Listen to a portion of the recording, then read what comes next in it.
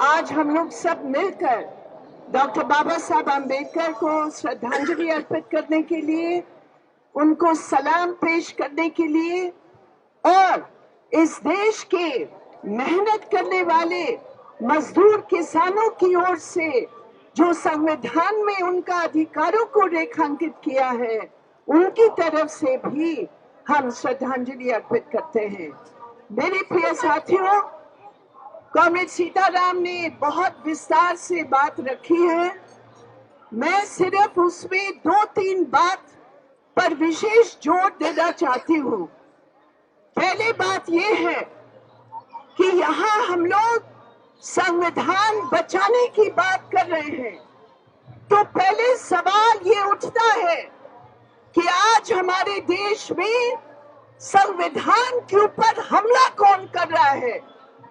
वही पार्लियामेंट, वही ऐतिहासिक सदन जिसमें कॉन्स्टिट्यूएंट असेंबली की नेतृत्व करते हुए डॉक्टर बाबा साहब आम्बेडकर की नेतृत्व में वो संविधान को पारित किया।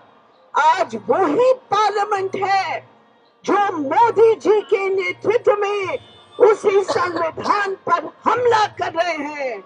और इसलिए साथियों, ये रेखांकित करने की जरूरत है, जब हम संविधान बचाने की बात करते हैं, संविधान को किसके हाथों से हमें, किसके हमलों से हमें बचाना है। ये हम स्पष्ट कहते हैं कि दलितों के ऊपर, आदिवासी महिला मजदूरों के ऊपर जो हमले हैं, जो संविधान का जो धज्जियां उड़ा रहे हैं, वो मोदी जी, वो आरएसएस, हम स्पष्ट कहते हैं वो आरएसएस जिन्होंने कभी भी इस संविधान को स्वीकार नहीं किया था, आज वो आरएसएस, हम कहते हैं आरएसएस का अर्थ राष्ट्रीय सर्वनाश समिति, और वही आरएसएस के नेतृत्व में आज संविधान पर हमला हो रहा है। इसलिए मेरे प्रिय साथियों, अंबेडकर साहब को श्रद्धांजलि अर्पित करने का मतलब उनके जो नारे थे, उनकी जो समझ थी, उनका जो विचार था, जो आज सरकार में बैठने वाले ने हमला किया, उसको हमें बचाना है। और जहां से तीर चल रहा है इस संविधान के ऊपर, तीर चलाने वालों के ऊपर हमें अपनी एकजुटता प्रकट करके रुकवाना है। दूसरी बात मैं कहना चाहती हूँ, आज जो बैठे हुए हैं, जो डॉक्टर अंबेडकर को हाईजैक करने का प्रयास कर रहे हैं, पूछो उनसे, तुम्हारी सरकार के आंकड़े ये बताते हैं कि नहीं कि 2021 में एक साल में मेरे प्रिय साथियों 50,090 केस रजिस्टर्ड हुए हैं दलितों के ऊपर अत्याचार के। सोचो, 50,900 केस, इसका मतलब रोजाना इस देश में लगभग 142 केस दर्ज होते हैं जो दलितों के खिलाफ इस जाति प्रथा आधारित ये हिंसा है। और उसमें जो दलित महिलाएं हैं, हाथरस की महिला, हमारी बहन, हमारी बेटी को याद करो मेरे प्रिय साथियों, उनके ऊपर गैंग रेप हुआ, उसकी हत्या हुई। योगी सरकार ने हत्यारों को बचाने का प्रयास किया। क्यों? वो उच्च जाति के थे और उच्च जाति के आधार पर ये मनोवादी सरकार जो बीजेपी के हिंदुत्व का नारा लेकर बुलडोजर चलाती है गरीबों पर, ये हिंदुत्व का अर्थ है मनोवाद, धर्म से लेना देना नहीं है। ये मनोवादी विचार के आधार पर हमारी हाथरस की बेटी को ये अदालत ने बरी कर लिया सबको, और योगी सरकार ने उसके खिलाफ कोई अपील दर्ज नहीं की। यह है बीजेपी का असली चेहरा।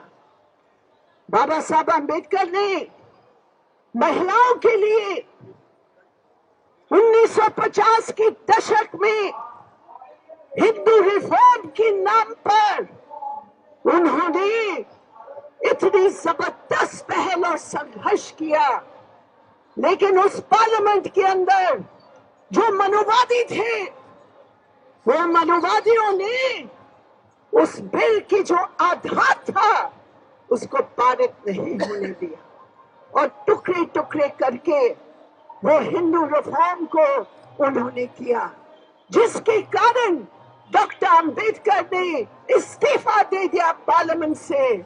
उन्होंने कहा मैं कुर्सी छोड़ दूंगा, लेकिन अपने सिद्धांत के साथ मैं कभी समझौता नहीं करूंगा।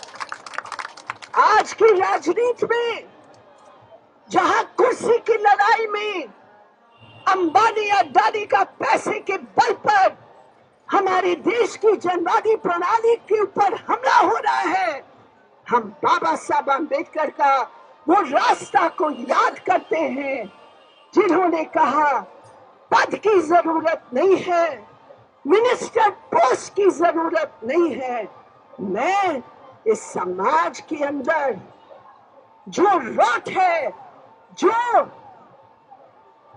कूड़ा है, जाति प्रथा के नाम पर, शोषण के नाम पर, उसके खिलाफ मेरा संघर्ष है, सड़क का संघर्ष है। और आखिरी दम तक उन्होंने हमारे सबके लिए संघर्ष किया, उसको हमें सीखना है। महिलाओं के अधिकार, दलितों के अधिकार के साथ जुड़े हैं, आदिवासियों के अधिकारों के साथ जुड़े हैं, और वही डॉक्टर बाबा साहब अम्बेडकर जिन्होंने पद को त्याग किया है, हम शपथ लेते हैं हम उसी को पाने के रास्ते पर आपकी सपना को पूरा करेंगे। और तीसरी बात मैं कहना चाहती हूँ, बाबा साहब ने हमेशा धर्मनिरपेक्ष और जनवाद को एक साथ देखा। हमेशा उन्होंने कहा अगर धर्म के नाम पर लड़ोगे तो ये देश कभी बच नहीं सकता। और आज मेरे प्रिय साथियों, जब धर्म के नाम पर मुसलमानों और दलित दोनों पीड़ित हैं, दोनों शिकार हैं, उनके बीच में वो द्वार और विभाजन पैदा करने का प्रयास कर रहे हैं। वो कह रहे लड़ो इनके खिलाफ, एकजुट हो इनके खिलाफ, ताकि हम राज करें।